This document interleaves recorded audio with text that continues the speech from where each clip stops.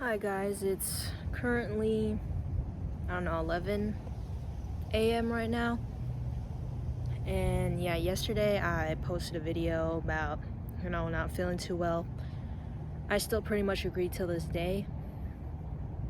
But I feel better and I can talk things out. Yeah, I'm still pretty miserable. Not in the sense that, I'm just gonna cry and have no strong forms of explanations. I'm gonna be more thorough, is what I'm saying. And yeah, yesterday I just couldn't take it because I was really burnt out from the amount of adrenaline and panic I felt yesterday. Like, I could physically feel it in my chest because every time I go to work, I don't know what it is, but through every job I've been through, I've always had just like an hour before work a huge like panic in my chest. Like, I felt like short of breath. Like, I would start yawning a lot because I looked it up. I think like the more anxious you are, the more you yawn. I don't know.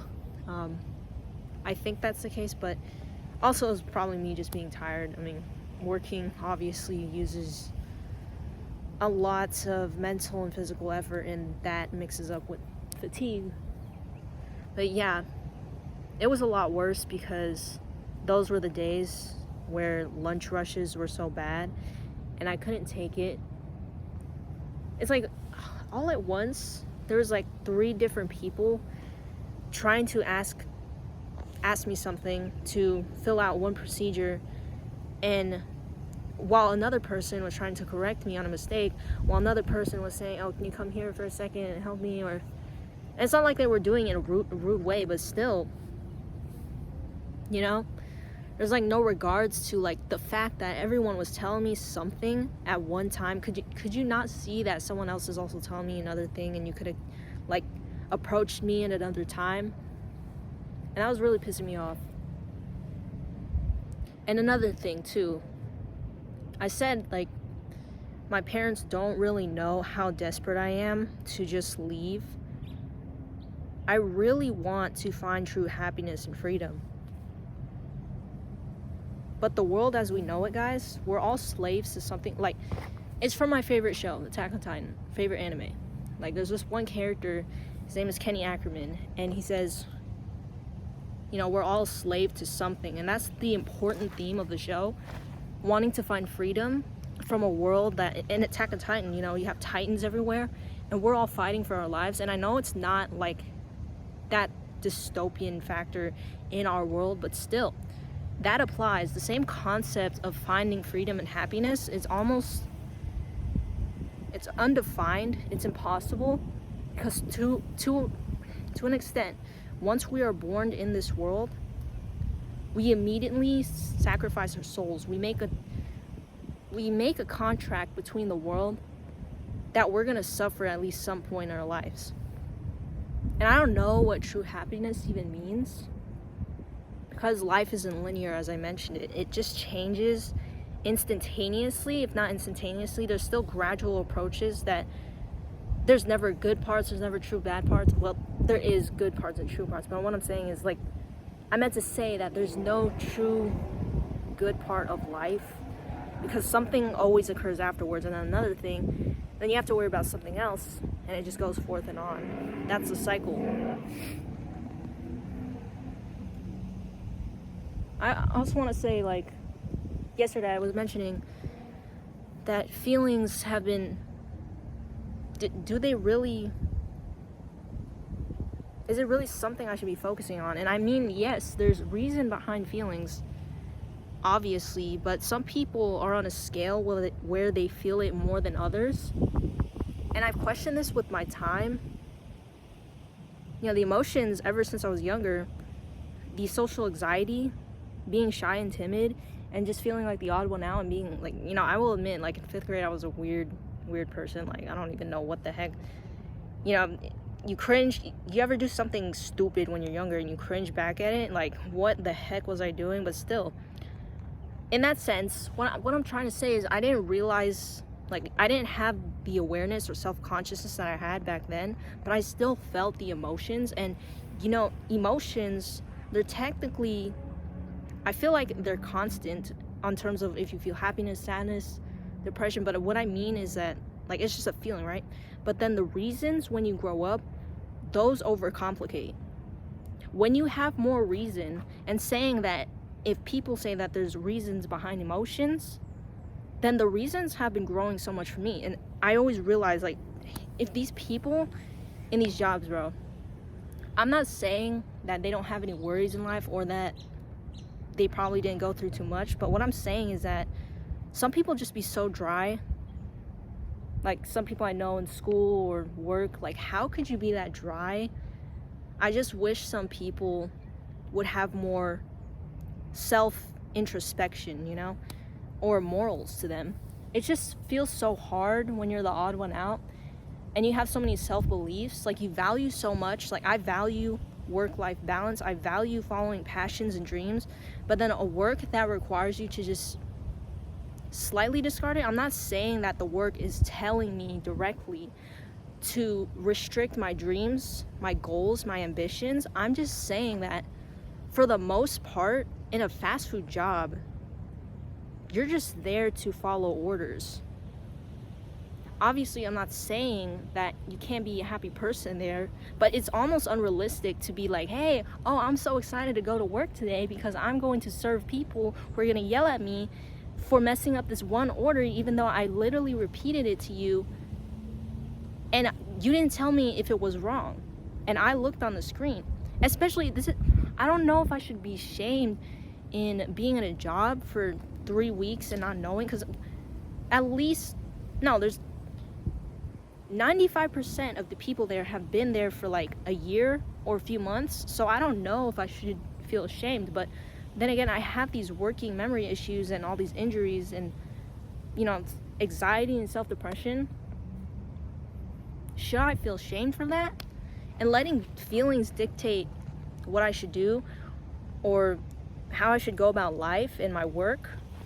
I don't know if there's room for that anymore for where I am at. And it just sucks. It's disheartening to what I want to do in my life, what I actually want to do. You know, that's another thing, guys. Like, self-bias and conflict between people as well. I wanted to touch on that as well. You know, some people just can't really get along with each other in this life. So am I kind of giving into that mindset if I really just, like, hold on, let me just explain that some people in my workplace, you know, I don't really have a problem with. Like, even some of the supervisors, there's like at least 2 or few co-workers, oh my god, I can't pronounce my words right, but there was at least 2 co-workers or 2 to 3 supervisors that I truly just, they're fine, they're decent, I mean, they're doing their job and they're helping me and they actually understand. But regardless of that, the demands are the same. Nothing changes. Even if you have some sort of decent connection with supervisors, there's always unpredictable customers coming in and you can't change that. I already knew that from the beginning, but I just did it anyway, like, got the job. What a fool I am, I guess. But I remind myself that it's temporary. Like, what is the point to me worrying so much about all this? Why do I even care about having a job right now?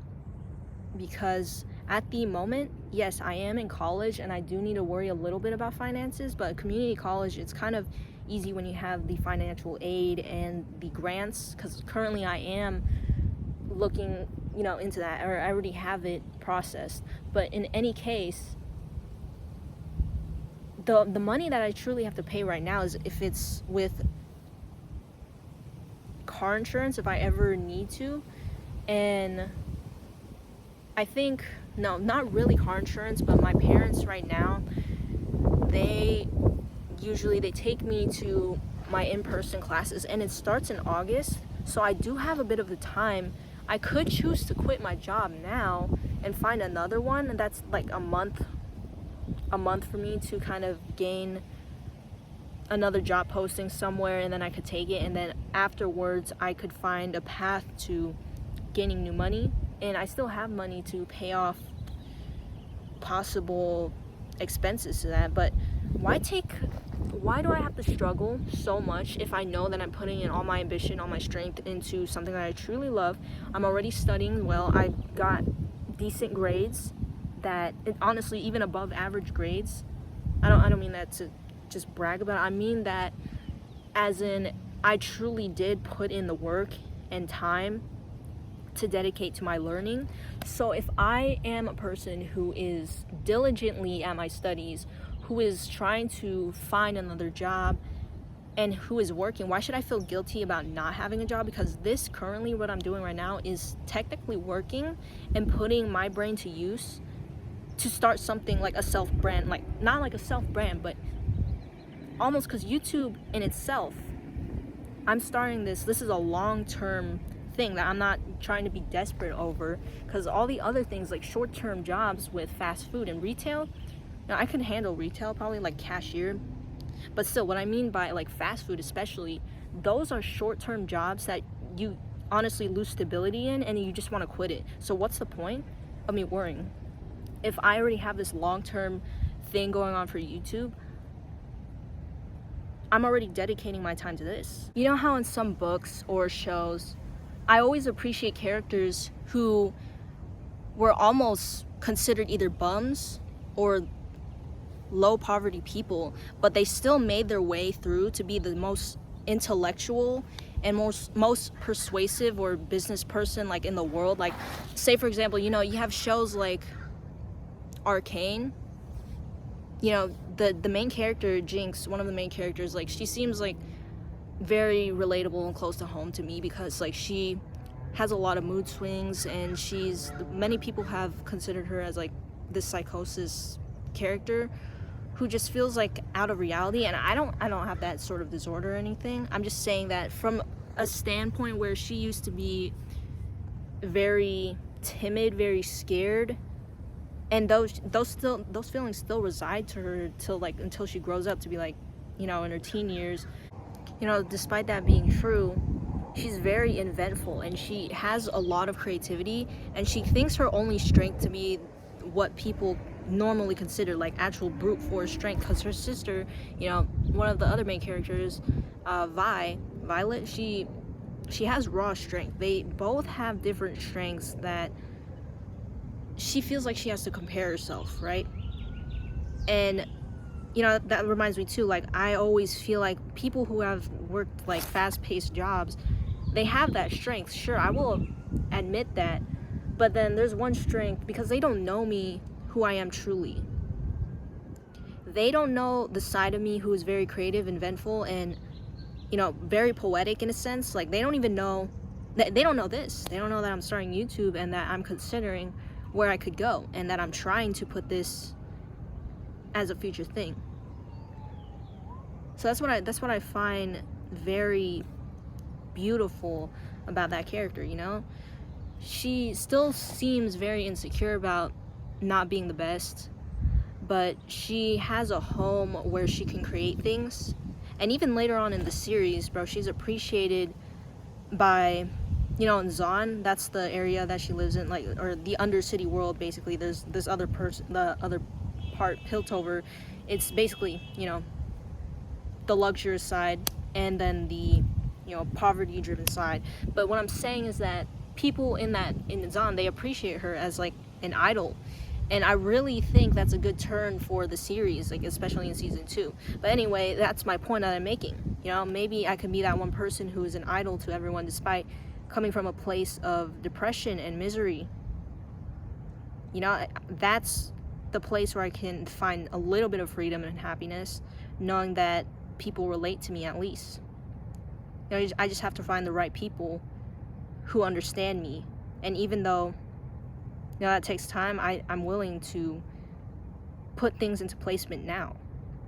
And another really masterpiece of a show that I enjoy the most as of right now, and I'm about to finish because like I'm 4 episodes away from the ending, but Breaking Bad, there's some important lesson that it taught me. And even though, here let me give you the premise, that Breaking Bad, obviously it's about this chemistry teacher, and he finds out that he has cancer, lung cancer, and the only way to build his wealth and to give long-term stability for his family is that he has to break bad. And how does he break bad? So one day, he comes across his old chemistry student, high school student. His name is Jesse, and he wasn't really the best kid of all time in high school. He wasn't academically gifted or anything, and he just seemed like a failure for failing every test. But then one day, he's blackmailing Jesse because, like, as of right now, he's a junkie and he's not in the best terms of,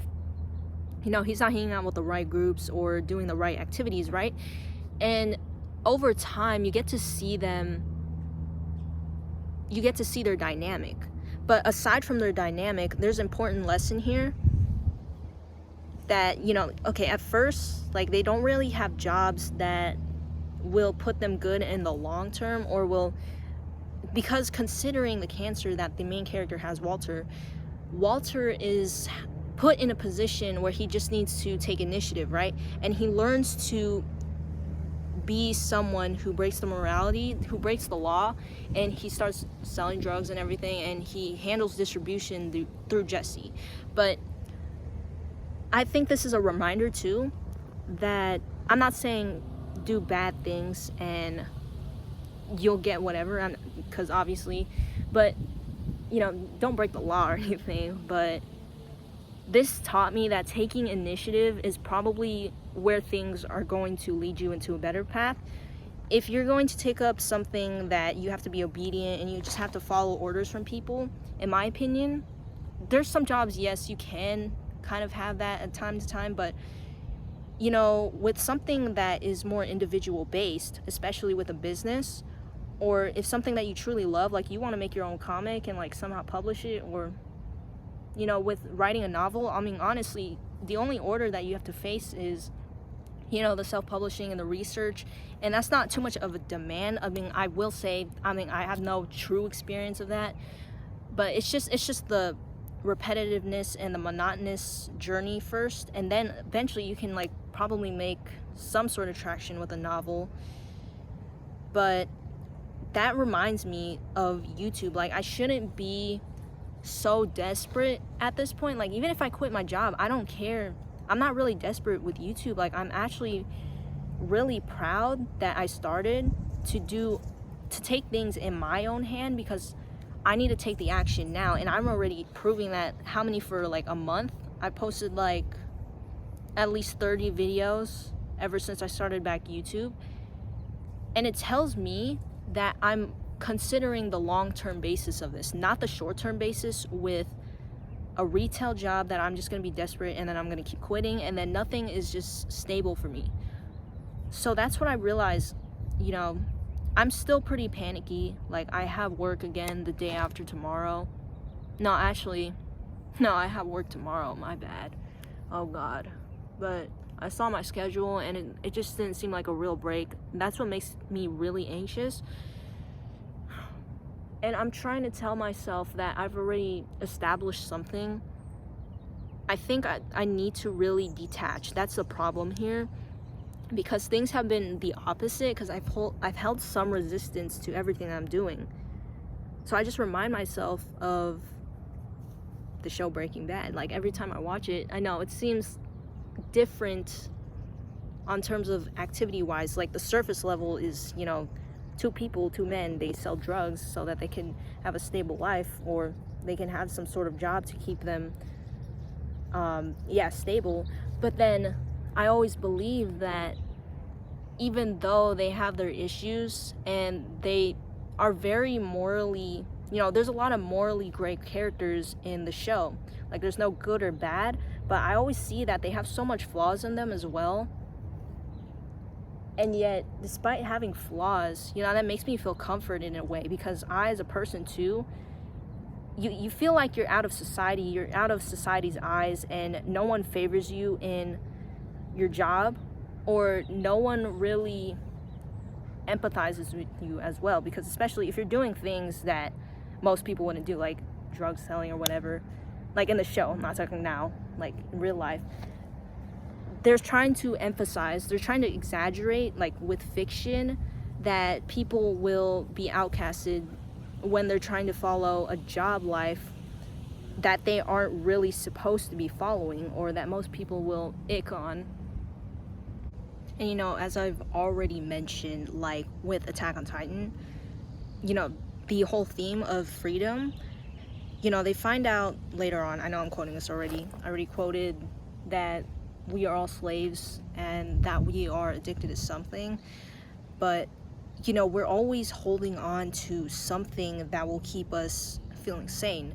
But also moving on to the idea of freedom again, in the show, they find out the truth of Titans, right?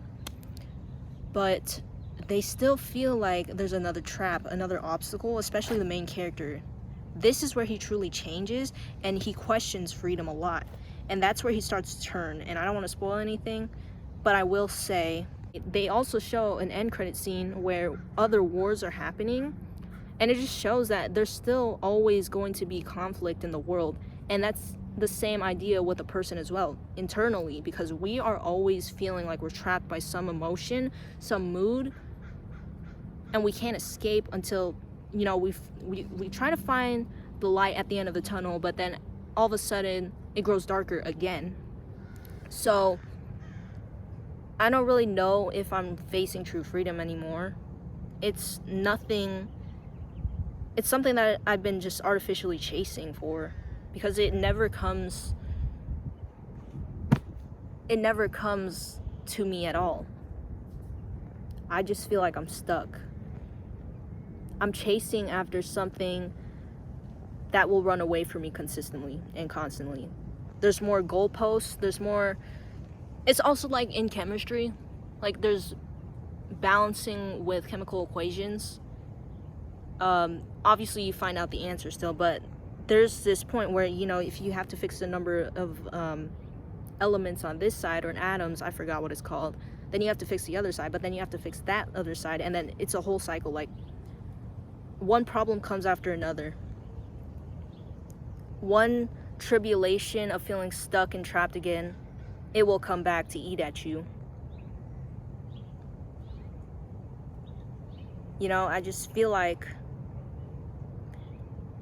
this same concept will keep applying to everyone now and every day, and to me especially.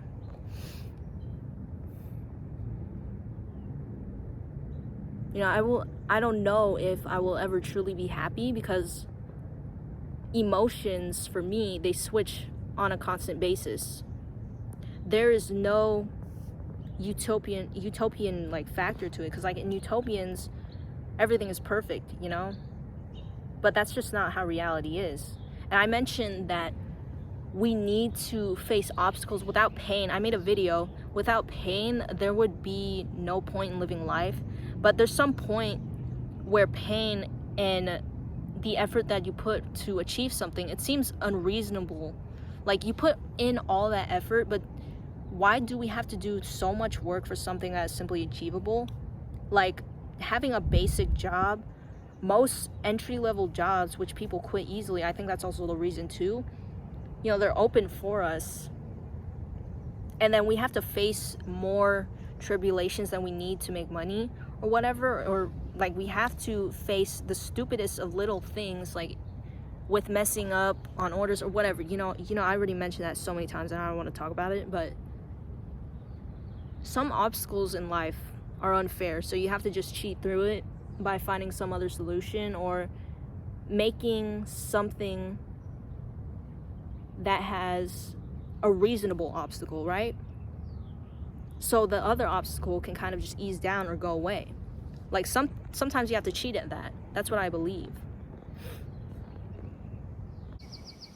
Even if freedom seems like it's not always going to be consistent, like it's not going to follow you forever and it will fall out of your grasp, you will seize the moment where freedom will find you still again. And even if it's temporary, you still find another place of freedom. So even if I say that you know how I mentioned that the darkness of a tunnel, it grows on you, but you still find the light again. And that's just how it goes. You go back to light to darkness. So yeah, I really believe that I can find that again, like, and yes, it may be temporary, but also some things you have more sense, or probably you can have this long-term light for you, and the darkness grows a little less apparent and it shortens. That's what I believe. It's not consistent, but you can at least decrease the statistics of it.